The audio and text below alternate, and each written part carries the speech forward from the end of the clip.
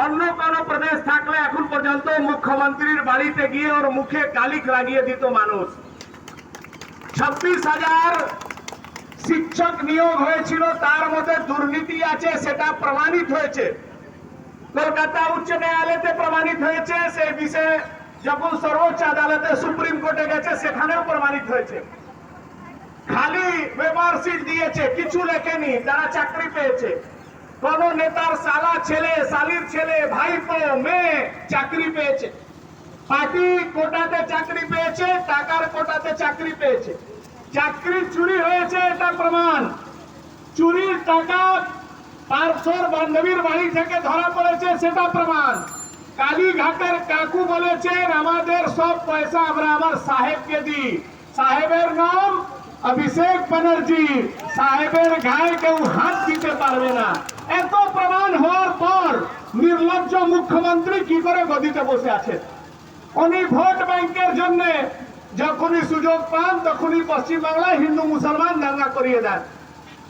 বিগত বছর উনি রেড রোডে দাঁড়িয়ে বললেন যে রমজান মাসে মুসলিমরা, শান্তিপ্রিয় মুসলিমরা কোনো গন্ডগোল করে না। রমজান মাসে নাকি মুসলমান শান্তিপ্রিয় হয়ে যায়। এই ধর্মটাই শান্তিপ্রিয়, তারা কোনো গন্ডগোল করে না, ভালো ভালো কাজ করে, ঈশ্বরের নাম নেয়, আল্লাহর নাম নেয়। কিন্তু সেই রামনবমীতে মুখ্যমন্ত্রী উস্কানির পর হাওড়াতে, হুগলিতে আর ডালখোলাতে হিন্দু রামনবমীর মিছিলের উপরে দাঙ্গা হলো, হামলা হলো, হিন্দুদেরকে আক্রান্ত হতে হলো। এবার আবার মুখ্যমন্ত্রী সেই কথা বলেছেন, কদিন আগে উস্কানি দিয়ে বলেছেন আপনারা বারবার মুসলিমদেরকে বলছেন ওরা যদি একটা আন্দোলন করে আপনারা সামলাতে পারবেন তো? এটা মুখ্যমন্ত্রীর কথা? একজন মুখ্যমন্ত্রী সরাসরি উস্কানি দিচ্ছেন, আর ওনার উস্কানিতে যেভাবে মুর্শিদাবাদে, ধুলিয়ানে, সুতিতে হিন্দুদের উপরে আক্রমণ হয়েছে। আপনারা শুনেছেন বাংলাদেশে যখন বাটোয়ারা হয়েছিল তখন বাংলাদেশ থেকে হিন্দুরা যেভাবে আক্রান্ত হয়ে পালিয়ে ভারতের শরণ নিয়েছিল, সেই দৃশ্য আপনার দেখার নেই। সেই দৃশ্য যদি দেখতে হবে একটু টিভি খুলে বসুন বা মোবাইল সোশ্যাল মিডিয়া দেখুন। আমাদের দেশে, আমাদের প্রদেশে, নিজের দেশে হিন্দুস্তানে হিন্দুরা আক্রান্ত হয়ে ঘর ছেড়ে পালিয়ে অন্য জায়গায় শরণ নিয়েছে।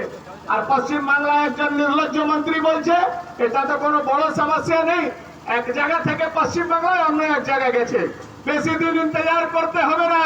এই মানসিকতা যদি আপনার থাকে খুব বেশি সময় লাগবে না। এইরকমই আসামেও অত্যাচার হতো, এইরকমই জিহাদিদের হামলা উত্তরপ্রদেশেও হতো।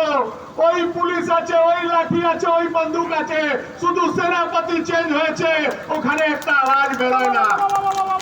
কিছু অপেক্ষা করুন, কিছুদিনেরই অপেক্ষা করুন। পশ্চিম বাংলায় লোকতান্ত্রিক ভাবে এই তানাশাহী জেহাদি মুখ্যমন্ত্রীকে এখান থেকে তাড়ান, আর কোনো বিকল্প নেই। স্লোগান আমরা দিয়েছি হিন্দু হিন্দু ভাই ভাই, 2026-এ বিজেপি চাই, আর কোনো উপায় নেই।